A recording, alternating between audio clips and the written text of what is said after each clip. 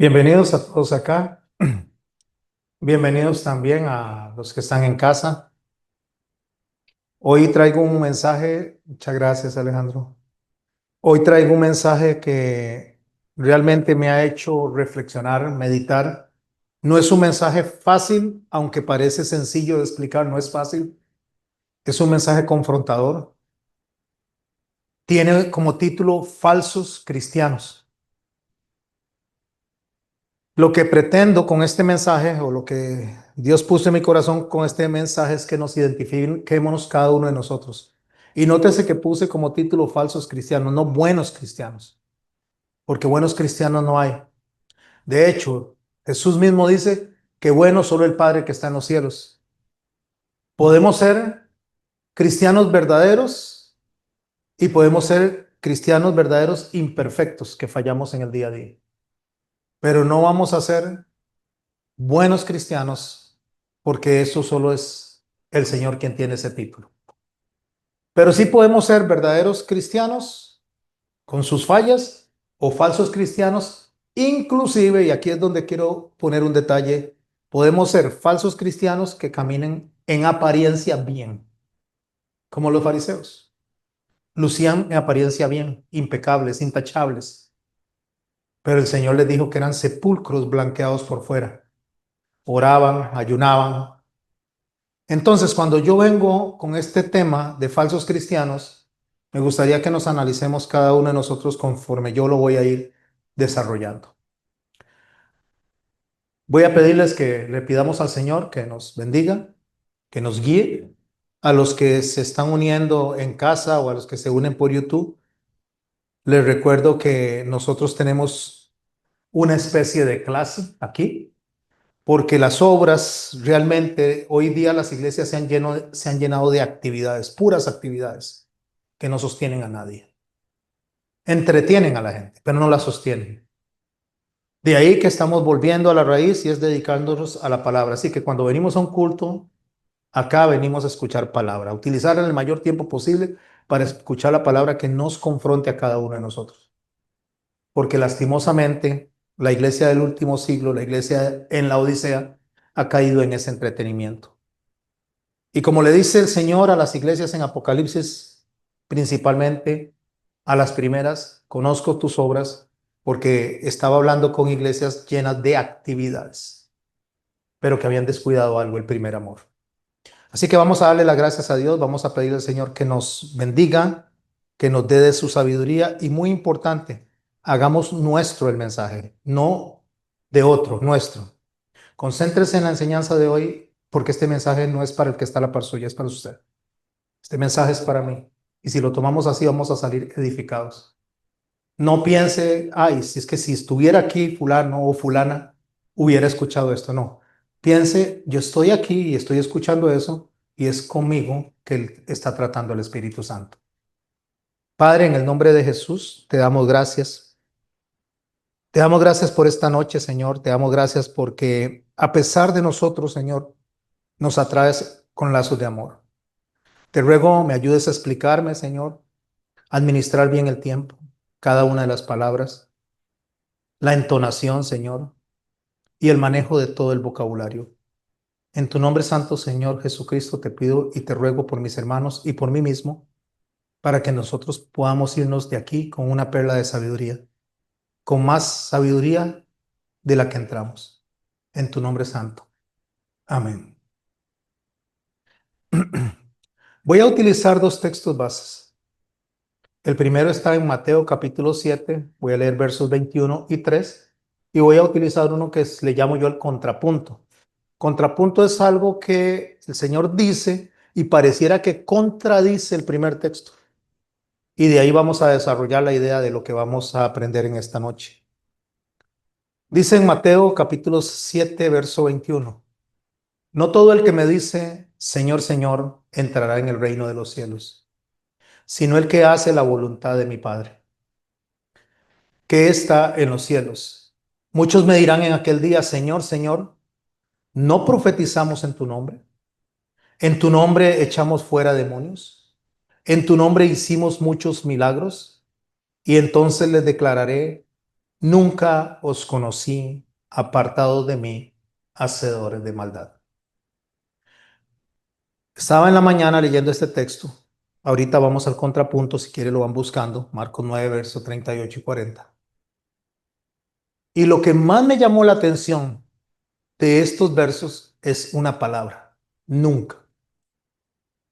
Y eso fue lo que hizo que desarrollara la idea en mi corazón, el mensaje que el Señor trae para hoy, para nosotros. La palabra nunca.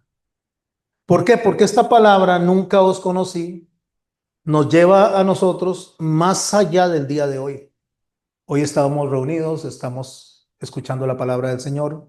Hemos estado tal vez en los últimos años estudiando, pero el Señor usa la palabra nunca para estas personas, lo cual implica que en el momento que se encuentran con Él, a la rendición de cuentas, el Señor dice, desde este momento hasta atrás, nunca los conocí.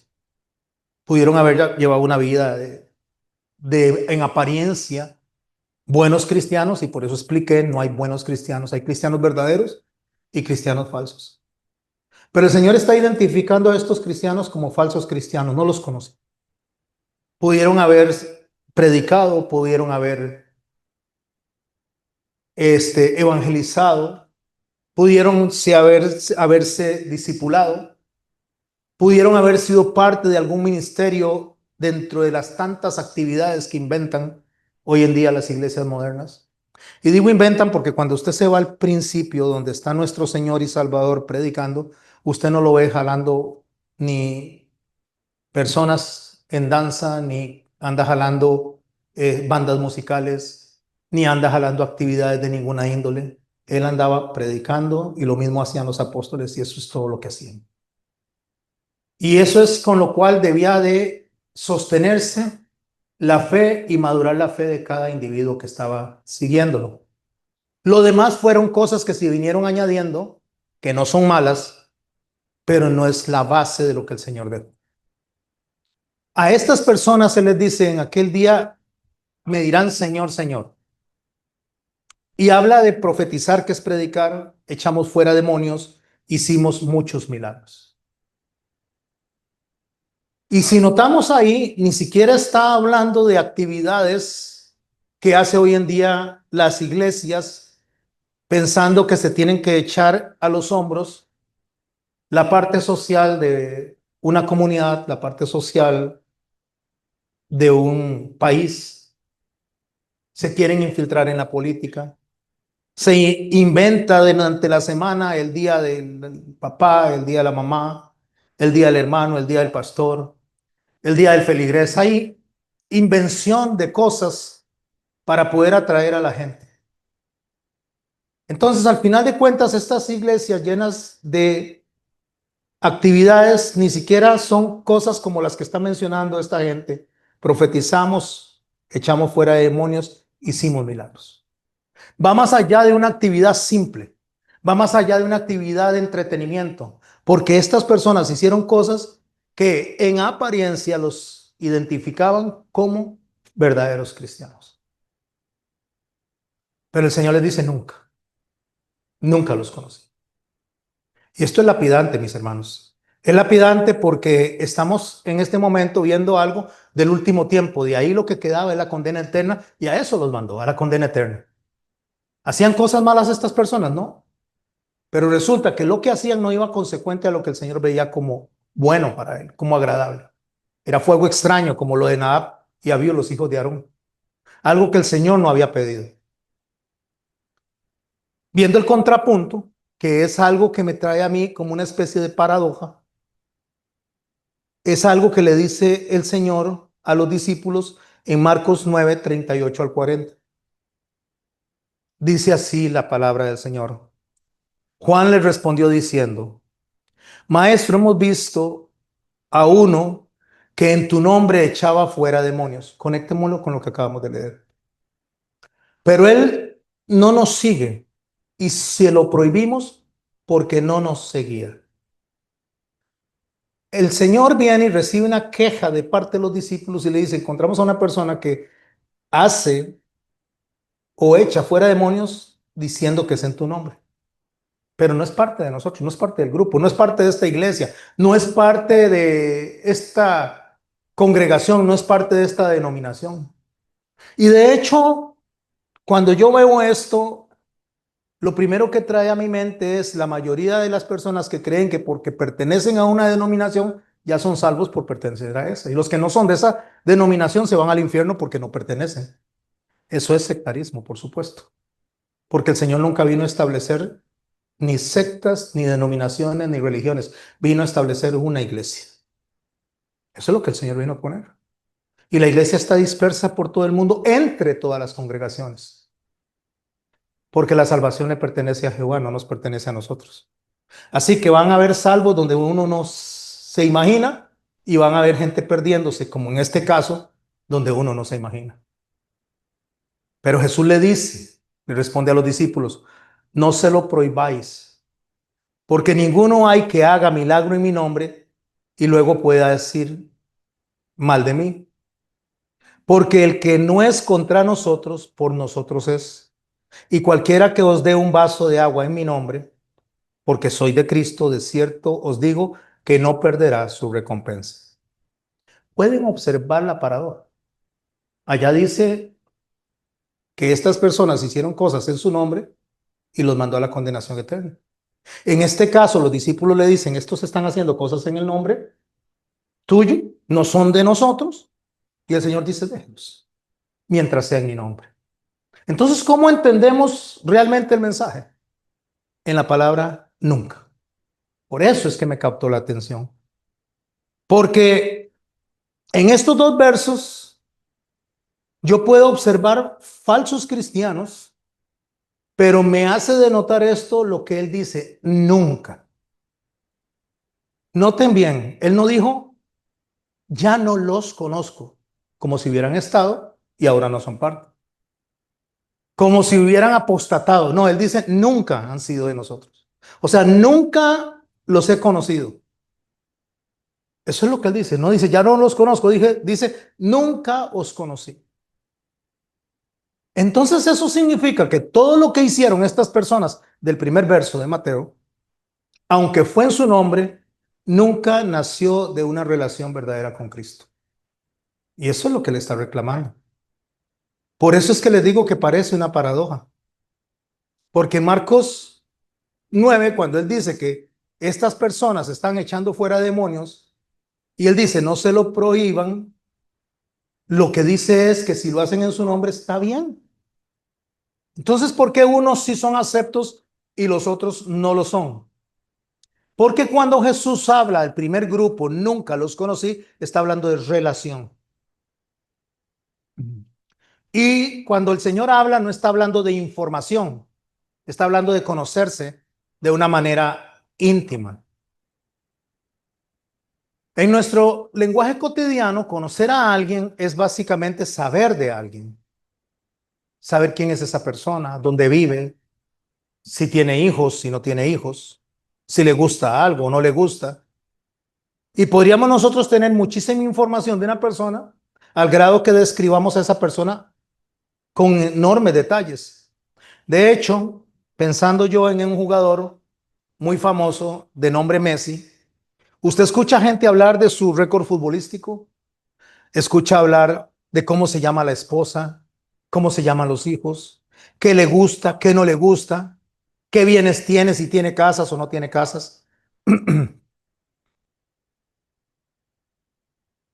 Porque esas personas saben quién es Messi. Pero eso no significa de que tengan intimidad con él ni con su familia. No hay una relación con el jugador. Hay conocimiento de la persona.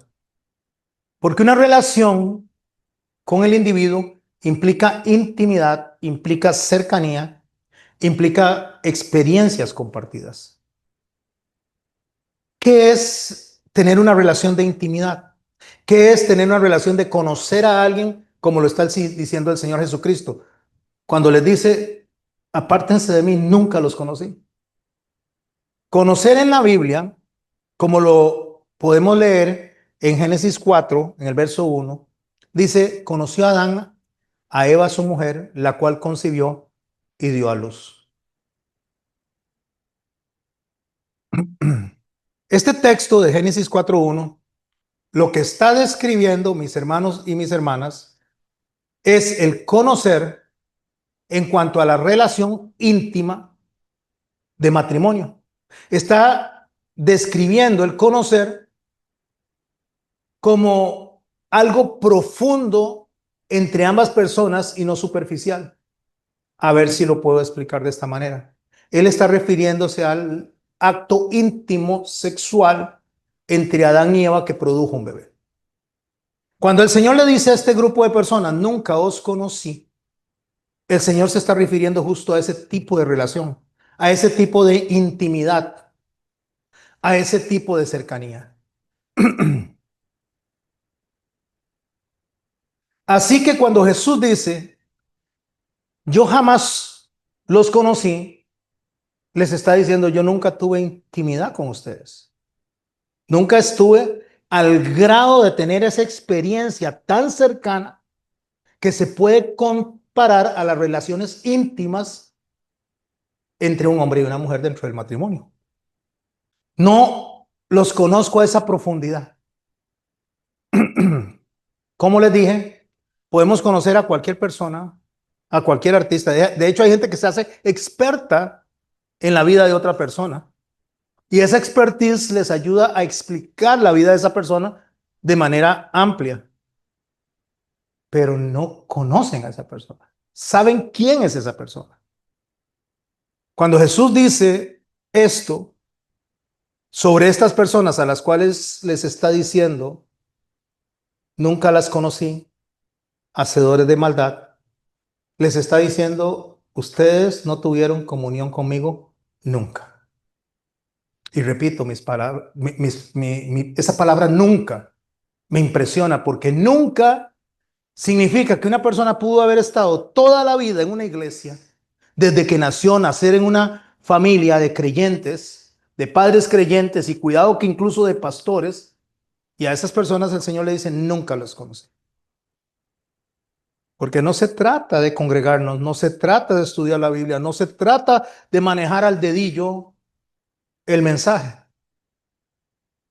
Esta gente profetizó, esta gente echó fuera demonios, esta gente hizo milagros, pero el Señor dijo que esas obras espectaculares, porque eran espectaculares, esas obras visibles no impactaban a los demás. Así que podemos nosotros tener aquí una serie de milagros, una serie de actividades que nos reflejen a nosotros como personas que estamos en apariencia cerca del Señor y ser simple y sencillamente como los magos de Egipto, los que se presentaron ante Moisés, los que hicieron trucos, señales y prodigios, como lo dice la palabra del Señor, que en los últimos días habrá gente haciendo señales y prodigios, pero que no son de Él. Y con esto engañarán a la iglesia y tratará el enemigo de engañar si es posible a los escogidos. Porque el tener un montón de gente en un lugar, porque el hacer milagros, porque el conocer la palabra al dedillo, incluso decir la Biblia toda de memoria, el orar bonito, el cantar, el adorar, el danzar, no importa lo que hagamos, no es evidencia de que seamos cristianos. De hecho, como dije al principio, mucho menos decir que somos buenos cristianos porque no hay nadie bueno. Bueno, solo Dios. Entonces tengo que diferenciar entre el verdadero cristiano, aunque se equivoque, y el falso cristiano, aunque en apariencia haga las cosas acertadamente. Entre los muchos ejemplos que nos presenta la palabra de Dios, tenemos a Saúl. Saúl profetizó entre los profetas, es lo que dice el texto. Lo puede buscar en 1 Samuel 19:24. No lo voy a buscar. Pero el mismo texto, la misma Biblia dice que Saúl profetizó. Pero ¿cómo terminó Saúl? Judas salió junto con los discípulos. En ningún lado dice que Judas no hizo milagros. Entonces, al ver el texto y estudiar el texto, podemos ver nosotros que más bien Judas era difícil de identificar como un falso cristiano. Porque era difícil porque cuando estaban en la mesa y estaban comiendo, ellos se preguntaban, ¿seré yo maestro? Porque hacía algo bueno. En apariencia, el hombre era uno más del equipo, al grado de no identificar de que ese hombre estaba por traicionar al Señor. Así que nosotros, mis hermanos y mis hermanas, podemos lucir aquí en apariencia como cristianos. Podemos lucir aquí en este lugar como cristianos verdaderos, pero podríamos recibir esa lapidante del Señor, esa lapidante palabra, nunca los conocí. Y peor aún, apartados de mí, hacedores de maldad. ¿Cómo hacedores de maldad si hacían cosas buenas, milagros, echaban fuera demonios? Pero el Señor le dice hacedores de maldad. Porque el ser usado por Dios no garantiza que la persona tenga intimidad con Dios. ¿Cuál es el problema? El problema principal, mis hermanos y mis hermanas, es que nosotros nos decimos cristianos y nos creemos cristianos porque nos convencemos a nosotros mismos de serlo. Quiero hacer una separación en esto. Yo no estoy hablando de salvos y no salvos. Estoy hablando de verdaderos cristianos y falsos cristianos. Porque los fariseos lucían como falsos religiosos delante del Señor, pero delante de la gente lucían como sepulcros blanqueados. La gente quería ser como ellos.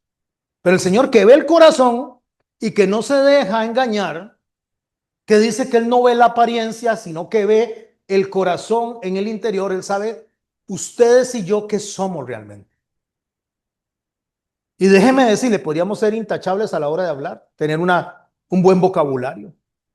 Podríamos ser puntuales en nuestro trabajo. Podríamos hablar de la palabra al dedillo, palabra por palabra, y terminar siendo unos falsos cristianos. Porque no me define a mí como cristiano lo que yo diga que yo soy. Me define a mí como cristiano que Dios me conozca, que Dios sepa quién soy yo. Porque si Él dice, yo lo conozco a usted, pase adelante, es porque Él da fe, porque Él es testigo de lo que yo soy. Yo podría llegar a la casa presidencial y decir que yo conozco al presidente. Sé que le pusieron una mordaza y que ya no puede decir muchas cosas. Sé que va en las encuestas muy alto y empiezo a decir un montón de cosas del presidente, pero que yo lo conozca no me hace entrar a casa presidencial. Me hace entrar a casa presidencial que él me conozca. Que él diga, sí, ese es José, dígale que pase. Así que el que usted y yo tengamos una información completa, que nuestro intelecto esté lleno de lo que es Jesucristo, eso no nos hace a nosotros verdaderos cristianos. Nos hace personas informadas, llenas de conocimiento. Había un hombre, Ciro, un rey que el Señor usó, pero no en lo íntimo, aunque él lo usó. Y escuchen las palabras que el Señor dice de este hombre, Ciro, en Isaías 45:1. Dios mismo le dice a Ciro, mi ungido, lo escoge para abrir las puertas, lo escoge para vencer reinos, lo escoge para restaurar Jerusalén. Ciro fue un instrumento de Dios para cumplir todas las profecías de Jeremías, que el pueblo pudiera regresar de nuevo a su lugar de origen. Así que Ciro fue usado poderosamente en la historia de la redención de Israel. Pero del mismo Ciro, dice Isaías en el capítulo 45, en el verso 4, dice, te puse nombre aunque no me conocías. Yo soy Jehová y ninguno más hay.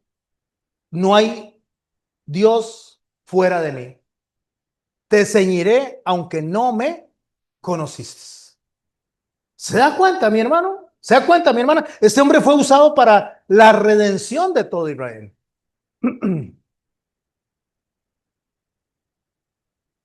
Ciro fue usado por el Señor.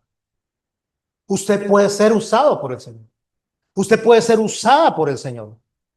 Puede la gente de afuera verlo como un instrumento de Dios, pero eso no lo hace cristiano. Eso no lo hace creyente.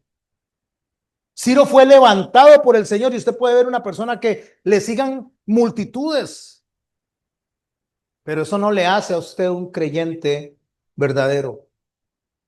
Ciro fue un instrumento profético del Señor, pero Ciro no conoció al Señor. ¿Cuál es la diferencia entre un grupo de personas y el otro?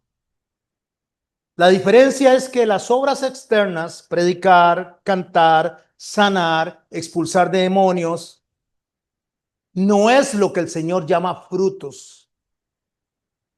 El Señor os llama frutos a lo que es en el interno, el carácter, la obediencia, el amor, la santidad. Ese es el fruto del Espíritu. El fruto del Espíritu no es que usted sea una persona elocuente a la hora de predicar. El fruto del Espíritu no es que usted maneje al dedillo la palabra.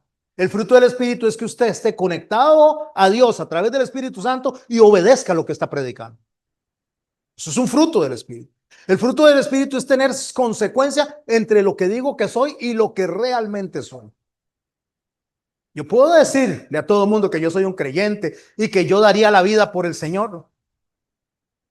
Pero de decirlo, hacerlo, eso es otra cosa. Yo les pregunto a ustedes, si entrara por ahí en este momento una persona con una ametralladora y nos pusiera todos contra la pared y nos pusiera la ametralladora en la frente a cada uno de nosotros o una pistola a la frente y nos dice, si niegan a Jesús los dejo vivir y si no los mato. Es más, voy a ir un poquito más crudo. Que agarren a uno de sus hijos o de sus hijas y le pongan la pistola en la cabeza y le digan, ¿niegas a Jesús? ¿Niegas al Señor? Y no la mato.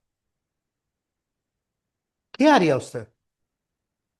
Pero sinceramente, ¿qué haría usted? Porque es muy fácil decir, no, yo daría mi vida por el Señor. Y ni siquiera queremos dar un día para congregarnos para Él. Ni siquiera queremos obedecer lo básico del Señor. El Señor dice que debemos de santificar su día, que debemos de congregarnos, entre otros mandamientos. Y ni siquiera ese día respetamos, porque vemos en todo lado creyentes que no están de acuerdo o alineados a nuestra manera de vivir. Entonces me voy porque aquí hay un montón de hipócritas. Y déjeme decirle que hipócritas hay también cuando va al colegio, cuando va a la escuela, cuando va al supermercado, cuando va al gimnasio. Hipócritas hay cuando va al estadio. Y un hipócrita más pues es bienvenido. Pero nos excusamos en la gente porque la gente es mala. Y acabo de decir que no hay nadie bueno.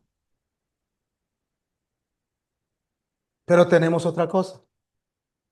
Entonces los pastores, como están predicando, esos pastores no se pueden equivocar. Porque si los pastores se equivocan, porque si los pastores toman malas decisiones, porque si los pastores hacen algo incorrecto, ya no me congrego por eso. Como si los pastores fueran el referente nuestro para congregarnos, cuando el referente nuestro es Jesucristo y Él nunca nos ha fallado. Cuando Él falle, entonces dígame que usted no se congrega porque Cristo le falló. Cuando Él falle, usted dígame que usted no se vuelve a reunir con la esposa de Él a la que Él ama, o la novia de Él a la que Él ama, porque si usted no ama a la novia, ¿cómo va a amar al esposo si entonces no es parte de la novia? Espero estarme explicando con todo esto. Ah, no, pero no. Este no me gusta porque cuando predica grita mucho. Este no me gusta porque es muy aburrido, me da sueño. Parece un anestésico. Este no me gusta porque es muy grosero al predicar. Este no me gusta porque es muy flojo, muy blando. Al final de cuentas, se pide perfección donde no hay perfección. El hombre le pide a su esposa perfección siendo él imperfecto. La mujer le pide a su esposo perfección siendo ella imperfecta. Se le pide perfección a los hijos siendo los padres imperfectos o los hijos a los padres siendo los hijos imperfectos. Y cuando nosotros tenemos el comparativo de los que están alrededor y resulta que nos comparamos con aquellos que lucen buenos, pero no son verdaderos cristianos, porque incluso delante de Dios Él va a decir, apartados de mí, hacedores de maldad, nunca los conocí. Pero no decimos compararnos con aquel que nunca nos ha fallado. Nunca. Jamás nos ha fallado y jamás nos fallará. Nunca. Porque su fidelidad, su amor es eterno. Está garantizada en lo que Él es. Él es santo. Entonces, cuando Él dice, por sus frutos los conoceréis, no se estaba refiriendo a asuntos visibles, milagros, actividades. Qué tan bueno es que paga las cuentas a tiempo, que trae comida a la casa. No se está refiriendo a eso. Él se está refiriendo cuando dice que no los conoció porque habían dones descritos en Gálatas 5, 22 y 23 que no estaban en ellos. Y eso nos hace a nosotros no aceptos delante de Dios, porque el don del Espíritu Santo es el que realmente nos identifica, no las obras que nosotros hacemos. Entonces el Señor nos enseña a nosotros que el fruto no es una emoción interna como nosotros lo creemos. Aquí podemos caer. De hecho, usted puede venir y irse y decir, qué aburrido, no hubo una manifestación del Espíritu Santo. Ahí nadie cayó, nadie se revolcó, nadie pegó gritos, qué raro. Y en aquella iglesia donde yo voy, ahí todo el mundo grita, hablan en lenguas, tiran las cosas, se tiran al suelo. Tiene un montón de manifestaciones del Espíritu Santo. No, no, no, no. Eso no son manifestaciones del Espíritu Santo. Son manifestaciones del Espíritu Santo si su vida fuera una vida santa. Pero se revuelcan en el piso y siguen haciendo las mismas fechorías entre semana. Entonces, al final de cuentas, mis hermanos, la identidad del individuo no es lo que hace, sino lo que es. Porque no es lo que el Señor nos llama a nosotros como aceptos esas emociones internas. Uy, es que yo siento un amor cuando llego. Siento el amor de todos los hermanos. Nos abrazamos y nos queremos tanto. Y yo donde siento, sí, pero a la primera dejamos botada a la novia del Señor. A la primera dejamos todo botado. Entonces, ¿dónde está ese amor? Mi pregunta que le haría a ustedes, ¿usted dejaría a su hijo botado solamente porque un día no le obedeció? ¿Dejaría a su hija botada solamente porque un día no estuvo de acuerdo con usted? Porque un día no le fue simpático o simpática. Déjeme decirme algunas expresiones de los hijos. ¿Por qué me tuvo? Yo no le pedí que me tuviera. Nadie le dijo que me pariera. Yo estoy aquí por culpa suya, así que ¿la dejaría usted botada? No, ¿verdad? Porque usted no la va a dejar botada por lo que dice, sino por lo que está en su corazón, y su corazón es amor hacia esa persona, aunque se equivoque. Pero resulta que nosotros como seres humanos nos equivocamos como iglesia, los pastores nos equivocamos como iglesia, y entonces nos vamos a cualquier otra parte menos ahí porque esas personas no son perfectas. Y déjeme decirle algo, mis hermanos, no somos perfectos. Somos perfectos delante de Dios por ser cubiertos por Jesucristo, pero nuestras acciones no son perfectas. Mentimos, nos equivocamos, nos enojamos, decimos a veces soeces, a veces usamos palabras que realmente son ociosas. Pero llegamos entonces y cuando nos reunimos, es que siento una paz en este lugar. Y yo sentía como el Espíritu se movía entre nosotros. Y no más, en la esquina, a 500 metros, se están agarrando del pelo. ¿Pero qué te pasa? ¿Cómo se te ocurre? Ten más cuidado. No ha pasado, pero ni 5 minutos de haberse salido de donde sentían tanta paz cuando están agarrados del pelo. ¿O no es así? Estoy mintiendo yo. Eso es lo que el Señor está diciendo.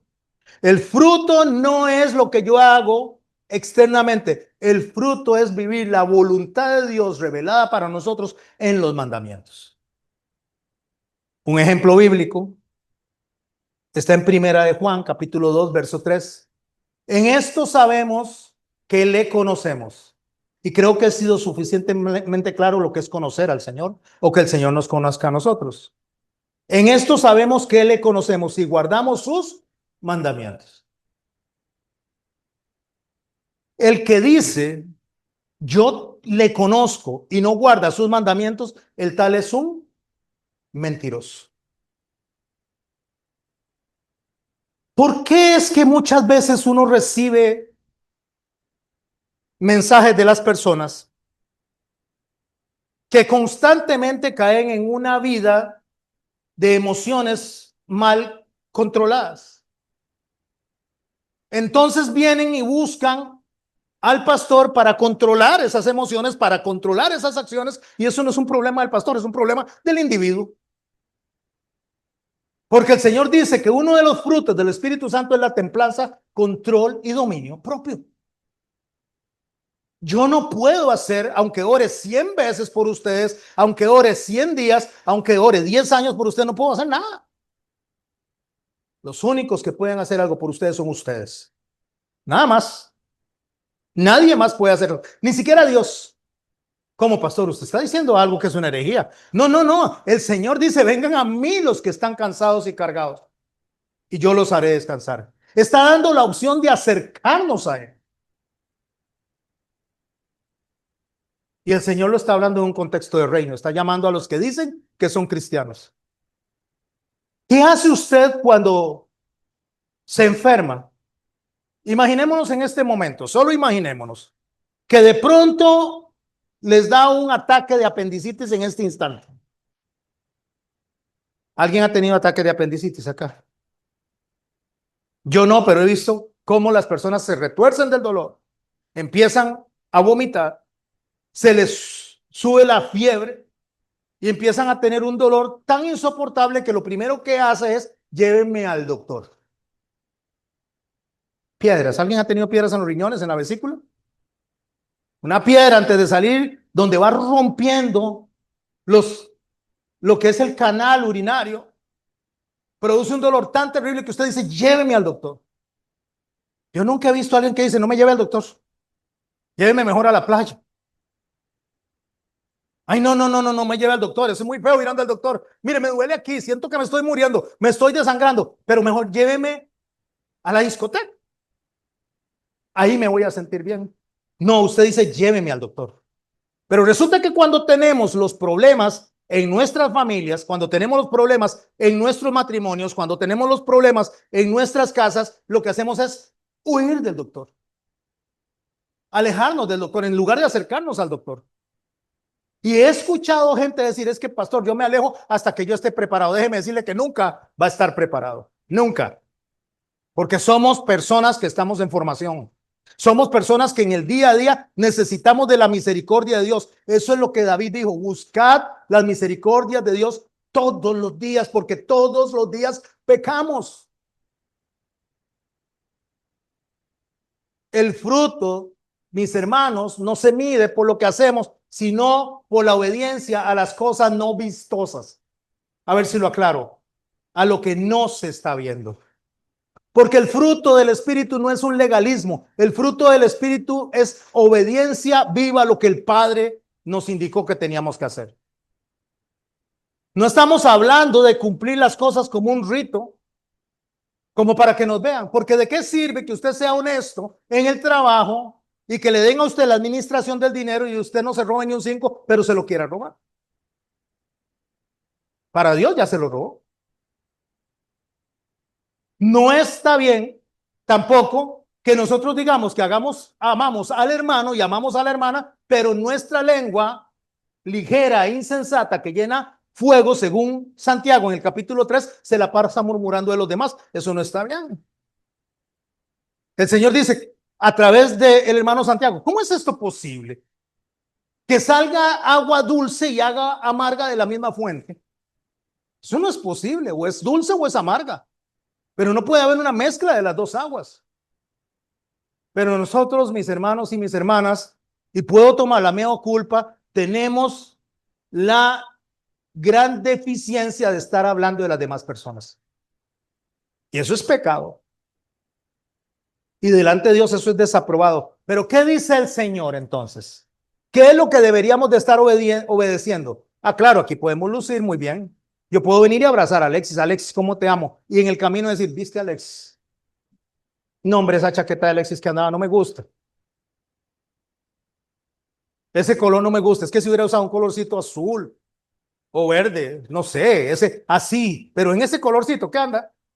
Y no estoy criticando la chaqueta de Alexis, lo que estoy diciendo es que, para no utilizar otras referencias, lo que estoy diciendo es que mientras abrazamos, criticamos. Mientras decimos que amamos, estamos con la lengua al hombro, y si pudiéramos medir nuestra lengua, le cuento que no se iría en el carro. Costaría mucho. Porque hablamos de cumplir la ley como un ritual seco, como algo que simple y sencillamente es para que los demás nos vean. Pero déjeme decirle que la esencia de conocer la ley, y cuando estoy hablando de la ley es de la voluntad de Dios, es amar a Dios y amar al prójimo, como lo dijo Jesús. ¿Y qué es amar? ¿Qué es amar a la otra persona? Romanos 13:10 nos lo define en una sola frase. El amor es el cumplimiento de la ley. ¿Y sabe qué dice la ley? No robarás. ¿Sabe qué dice la ley? No levantarás falso testimonio. ¿Sabe qué dice la ley? No adulterarás. No matarás. Pero el Señor viene y nos dice a nosotros, no, no, no, eso dice la ley. Y usted piensa que mientras usted no mate a la persona, puede hablar de ella, puede criticarla, puede chismorrear de ella. Y yo quiero decirles algo muy importante. Que el que se enoja contra su hermano, ya lo mató en su corazón. El que le diga fatuo a su hermano, ya lo asesinó en su corazón. Ustedes piensan que mientras no estén en un cuarto con un hombre o una mujer que no sea su esposo, en ese momento ustedes no han pecado. Pero yo les digo que ya en la mente, con solo codiciar, ya usted adulteró delante de mí. Porque el Señor nos dice claramente que el cumplimiento de la ley es amor. ¿Amor a quién? Amor a Dios primero y amor al prójimo. El prójimo que sea su esposa, el prójimo que sea su esposo, el prójimo que sea su hijo, el prójimo que sea el vecino. Prójimo es el más próximo, la persona que está más cerca de usted, con el cual usted tiene en el diario vivir un compartir. No es que sea su familia, no es que sea creyente. El prójimo es aquella persona que, si cayó en desgracia y pasó el sacerdote y pasó el levita, le lleguen y le asistan, aunque no vayan a la misma iglesia. Ese es el prójimo. Porque no me hace prójima la persona a mí porque asista a la misma iglesia. Lo hace asistente a la misma iglesia, pero no me hace próximo. Me hace próximo cuando yo soy como Cristo, que se identifica como aquel que le lavó las heridas a ese hombre y dio dinero para que lo cuidaran. Y usted y yo podemos decir, no, eso no me toca a mí. Y déjeme decirle que sí nos toca a nosotros. Porque Jesús dice que lo que tenemos que hacer es lo que Él hizo. Y que de lo que Él hizo, nosotros haremos mayores obras que las que Él hizo, si logramos aplicar el amor. Porque el fruto verdadero, mis hermanos y hermanas, es amar a Dios y al prójimo por encima de nosotros mismos. ¿O no fue eso lo que hizo el Señor Jesucristo? No nos amó a nosotros por encima de sí mismo. ¿O acaso llegó el Señor y dice, no, no, yo voy a bajarme de esta cruz porque esta gente, pero ni siquiera me pone esta atención? A ver, yo le dije a Pedro que mandara 12 legiones de ángeles, 72,000 ángeles fuertísimos. Déjeme decirle que 4 ángeles van a destruir la tercera parte de la tierra. 72,000 ángeles fuertísimos que pueden defenderme, lo voy a mandar a destruir a todos estos romanos. No, él no hizo eso. Él dijo estas enormes, hermosas palabras: perdónalos porque no saben lo que hacen. ¿Hacemos eso? ¿Decimos eso nosotros? Decimos eso cuando una persona nos levanta un falso. Decimos eso cuando una persona nos ataca. Decimos eso cuando una persona no camina consecuentemente con lo que nosotros creemos que es lo correcto. Y cuidado, estamos equivocándonos nosotros en el concepto de lo que es correcto. Decimos, perdónalo, Señor, porque no sabe lo que hace. No, porque esa compasión no está en nuestro corazón, y el fruto del Espíritu es compasión. Porque cuando nosotros estábamos en el charco, sí queríamos compasión. sí queríamos perdón, sí queríamos misericordia, sí queríamos una oportunidad. Pero cuando el otro es el que está en el charco, entonces no queremos darle la oportunidad. Y Jesús lo dice de una manera tan espectacular, tan maravillosa, cuando Pedro le dice, ¿hasta cuánto debo perdonar al hermano? ¿Hasta 7 veces? No, Pedro dice hasta 70 veces 7. Y no se ponga a multiplicar para que le salga 490. 7 significa perfecto y 10 abundante. Perdone abundante y perfectamente, o sea, perdone siempre. Eso es lo que el Señor está diciendo, porque yo, usando la figura del Señor, el Señor nos está diciendo porque yo perdono siempre. Porque no desprecia al Señor el corazón contrito y humillado. El fruto, mis hermanos, no es posible ocultarlo. El fruto es visible, se expone a través de las palabras, a través de la forma que hablamos, a través de nuestras decisiones, de nuestras actitudes. Yo no le puedo decir a mi esposa que la amo y usar palabras hirientes contra ella. Ella no me puede decir que me ama y usar palabras hirientes contra mí. Eso no es amor. Eso es narcisismo. Es la persona que quiere ser el centro, el eje en un lugar y no está entendiendo que el eje y el centro en un lugar es Jesucristo. Y cuando el eje es Jesucristo, dice cada uno tome su cruz y me sigue. Significa renuncia a usted para que me ponga al frente. Y no significa que usted sirva de puchimbol, que sirva de saco de boxeo y que le estén dando. No, no significa eso. Pablo dice que fuimos llamados para ser libres. Significa que una vez que algo sucede, nosotros tengamos la capacidad de perdonar, aunque nos sigamos adelante. Ese es el fruto del Espíritu, el perdón. Porque el Señor tampoco perdona al que no se arrepiente. Eso es mentira, que el Señor perdona a todo el mundo. El que no se arrepiente y no cambia su estado, sus acciones, el Señor no lo perdona. Porque el Señor perdona al que obedece al llamado del arrepentimiento. Y arrepentirme no significa, ay, perdón, y mañana estoy haciendo lo mismo. No significa, ay, es que fui muy grosero a la hora de hablar y mañana le estoy gritando de nuevo. Así que tenemos cristianos que son verdaderos porque entienden lo que estoy diciendo, no porque yo lo diga, sino porque Dios lo dice. Y entonces en sus propias palabras, en sus propias decisiones, en sus propias actitudes, reflejan la ley que está escrita en su corazón. Como lo dice Jeremías en el capítulo 31, verso 33, se convierte su forma de actuar en un testimonio hacia afuera. Pastor, pero déjeme, explíqueme. Pero si las personas están actuando bien, si las personas están haciendo lo correcto, usted dice que estas personas, aunque hicieron milagros, aunque hicieron expulsión de demonios, aunque predicaron, el Señor le dice, apartados de mí, hacedores de maldad, nunca los conocí. Porque lo que usted busca usualmente es lo externo de la persona. O lo que quiere usted que vean en sí mismo es lo externo suyo. Y el Señor lo que dice es que muestre su corazón. Muestre realmente quién es usted. Y usted muestra lo que es usted cuando sabe perdonar y cuando se arrepiente y no vuelve a hacer lo mismo nunca más. ¿Quiere que subraye eso? Nunca más. David pecó, adulteró. Pero déjeme decirle algo, mis hermanos. Una vez que se arrepintió, nunca más pecó en esa área. Pudo haber pecado en otras, pero en esa área no lo volvió a hacer. Entonces, mis hermanos, cuando decimos no robar, no solo estamos hablando de no tomar el dinero, sino tener integridad en lo que hacemos. No chatee cuando está en el trabajo, le están pagando por hora, ¿no? No se meta a Facebook cuando usted está atendiendo a personas y es que trabaja en un banco porque le están pagando por horas. Eso no es tener integridad, eso es robar, es una forma de robar. Cuando dice que no adulteremos, nosotros, el Señor nos está diciendo no solamente en la parte material, en la parte de la intimidad del hombre y la mujer, sino para con él mismo también. No adulterar es no meter a alguien o a algo o una idea que no corresponde a ese matrimonio, a esa unión. Hablando no solamente del matrimonio como tal, sino hablando de la unión entre Cristo y la iglesia. Enseñanzas que no corresponden.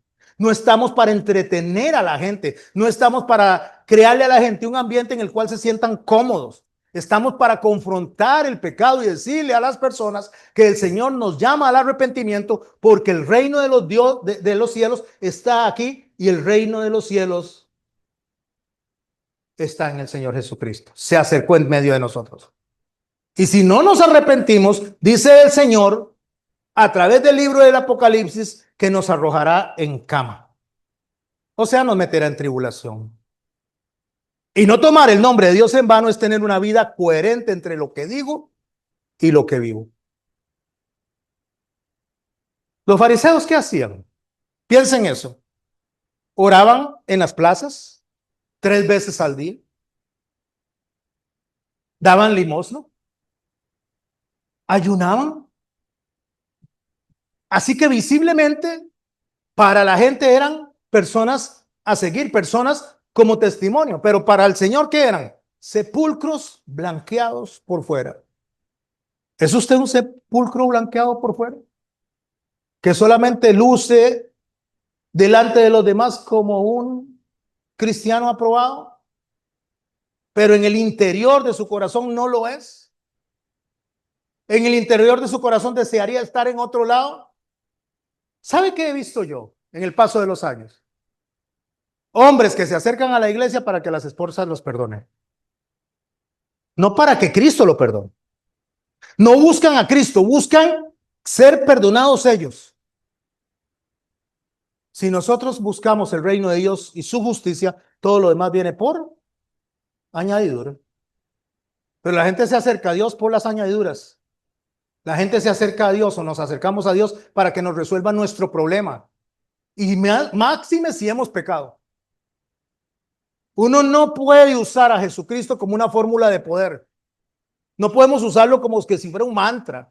Es más, usted escucha, ay, que el manto de Jesucristo te cubre y te acompaña. ¿Dónde ha visto eso usted? Eso es puro mantra. A nosotros debemos de orar no para que nos acompañe el manto de Jesucristo, debemos de orar para que nos acompañe el Espíritu Santo y nos guíe en sabiduría y nos lleve al convencimiento de pecado y nos enseñe la verdad y nos recuerde lo que el Señor nos enseñó. Es que la sangre de Jesucristo cubre el carro para que no le pase nada. No, la sangre de Jesucristo es para limpieza y redención de los pecados. La sangre de Jesucristo no es para un car wash. Póngale seguro al carro, páguele al INS para que si le chocan entonces salga bien librado. Pero no use la sangre de Jesucristo, ni use la palabra de Dios, ni use a Jesucristo mismo como si fuera un mantra, como si fuera un amuleto, como si fuera una patita de conejo. No abra la Biblia en el Salmo 91 para que todo se le resuelva. ¡Viva la Biblia! ¡Vívala de verdad! Porque no significa que porque el Señor avale a una persona y la respalde en lo que está haciendo, que esa persona sea cristiana. Eso no significa. Cuando los hijos de Ezeba, allá en el capítulo 19 del libro de Hechos, se acercaron para expulsar demonios, ellos llegaron diciendo que iban a expulsar los demonios en el nombre de Jesús, el que predicaba Pablo. ¿Y sabe qué le respondieron los demonios? A Jesús conocemos. Y sé quién es Pablo, pero ¿ustedes quién son? Y los mandaron heridos y desnudos. ¿Por qué? Porque no es decir, conozco a Jesús suficiente para tener a Jesús en nuestras vidas. Conocer a Jesús significa vivir de acuerdo a la mente de Cristo. Nos guste o no nos guste. A ver si pongo este ejemplo. Imaginémonos que usted llegó a una empresa de 2,000 empleados, se compra un uniforme. Vamos a imaginarnos la empresa Los Patitos Psicodélicos. Entonces esa empresa, Los Patitos Psicodélicos, tiene un edificio enorme donde hay mucha gente que limpia, que asea los diferentes edificios y se visten de amarillo con un patito psicodélico. Usted va y se compra un uniforme y entra y limpia todos los días durante 10 años el lugar. No recibe sueldo mes a mes porque no pertenece ahí. La gente se acostumbra a usted de verlos como la película. ¿Vieron una película de hombre que quedó atrapado en un aeropuerto? Y todo el mundo lo conocía. Le daban de comer, le ayudaban con todo.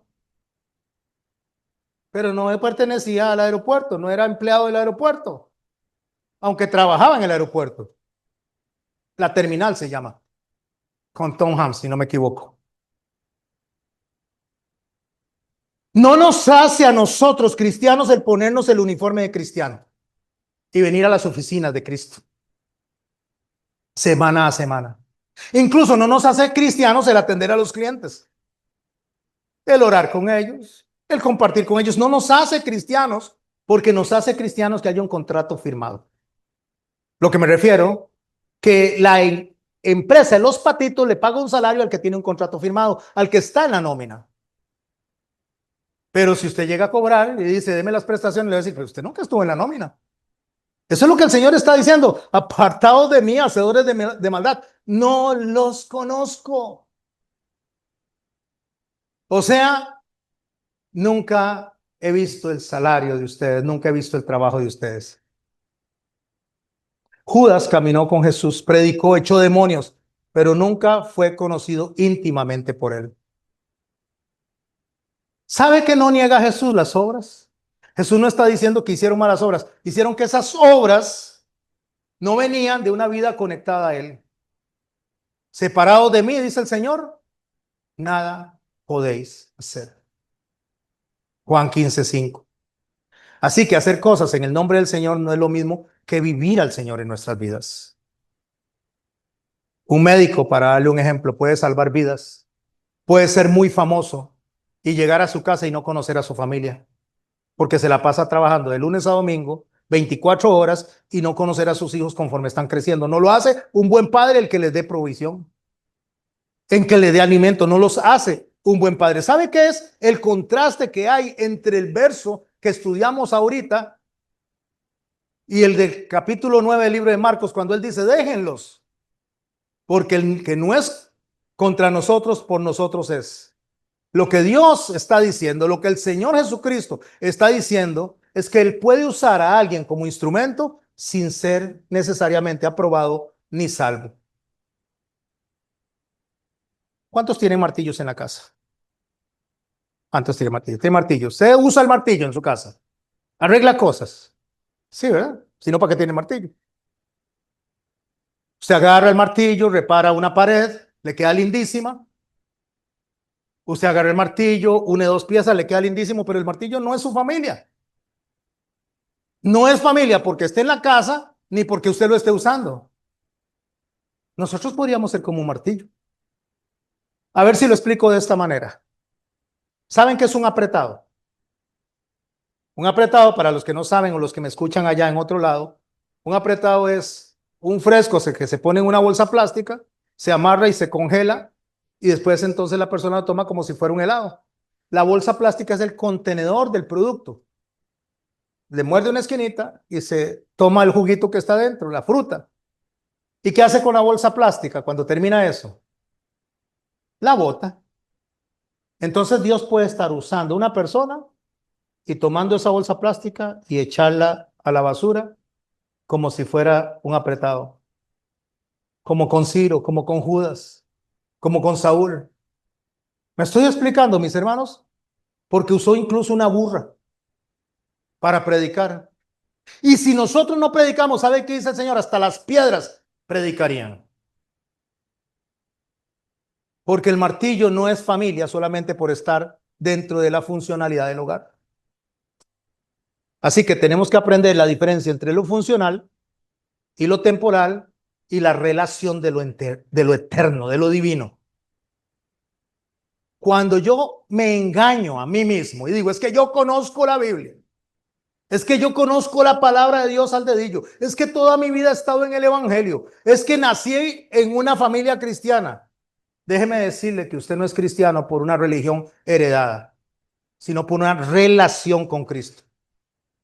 No importa cuántos versículos sepa de memoria. No importa cuántos cantos sepa. No importa si nació en el Evangelio. No importa, porque al mismo Nicodemo, que enseñó toda la vida a Israel, el Señor le dijo en una oportunidad, de cierto os digo que el que no naciere de nuevo no puede ver el reino de los cielos. ¿Y qué dijo él? ¿Y cómo es eso? ¿Y sabe qué le dijo el Señor? ¿Cómo es que tú eres maestro de Israel y no sabes esto? O sea, ¿cómo usted está enseñando algo que no sabe? Porque no es lo mismo conocer al Señor que conocer al autor de la Biblia y que el autor de la Biblia me conozca a mí. No es lo mismo. No podemos conocer las letras con soberbia y pensar que porque lo que sabemos, porque tenemos un diploma de teología, porque dedicamos himnos a la iglesia, porque somos cantantes, eso no nos hace íntimos de Jesucristo. Nos hace íntimos de Jesucristo una sola cosa. Y es algo que es definitivo, es irreversible y es eterno.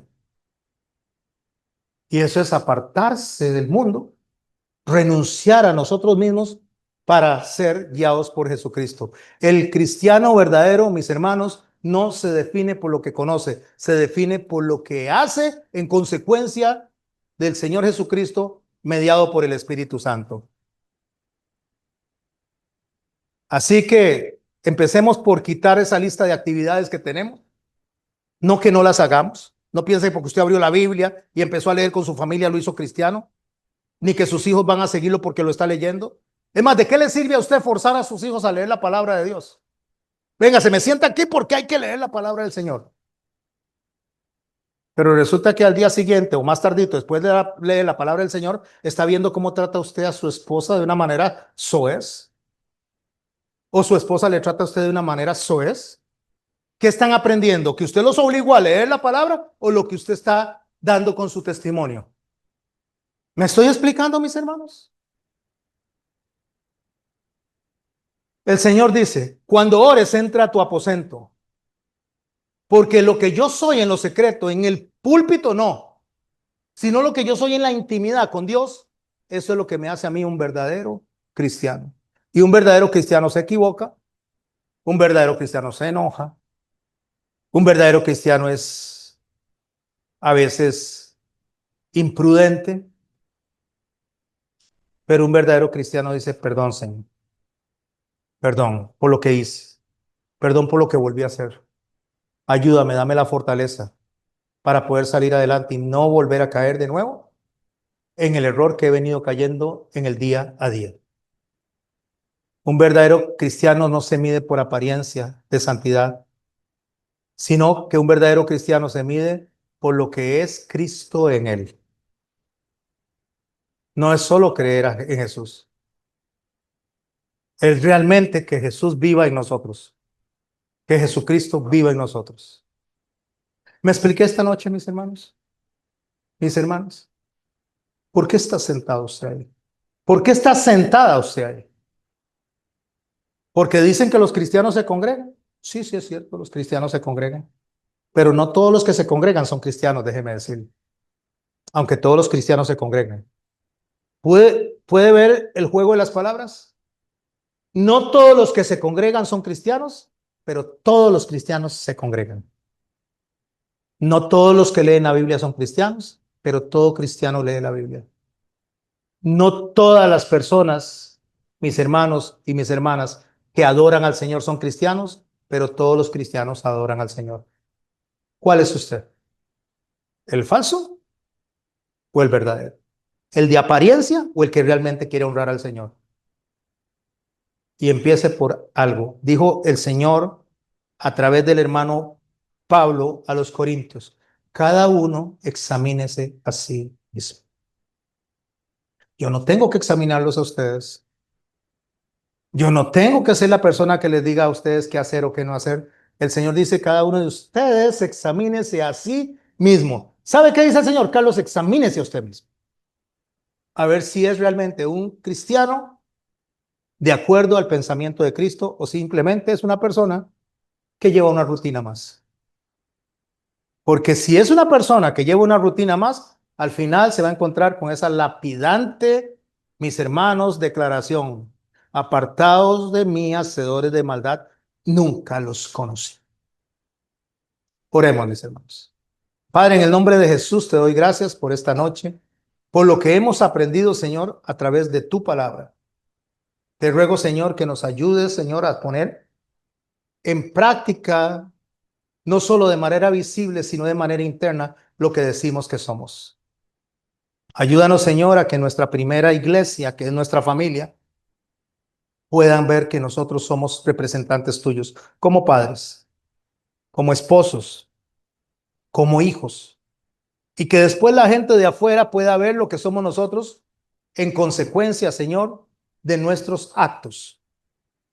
Pero que estos actos no sean solamente de manera superficial para convencer a nosotros, a los demás, de que yo soy un hijo tuyo, sino, Señor, para que tú me conozcas y para que me permitas conocerte a ti verdaderamente en la intimidad. Ayúdame a buscar el reino tuyo, Señor. Ayúdame a buscar tu justicia y déjame de estar, Señor, peleando, luchando por las añadiduras. Ayúdame, Señor, a ser consecuente entre lo que digo que soy y lo que realmente soy. En el nombre tuyo, Señor Jesucristo. Amén. Gracias a los que están en casa, Priscila, don Roger, doña Carmen, la hermana Aurea, y a los que se incorporaron. Bienvenido, David, y a su familia. Y ya, terminé.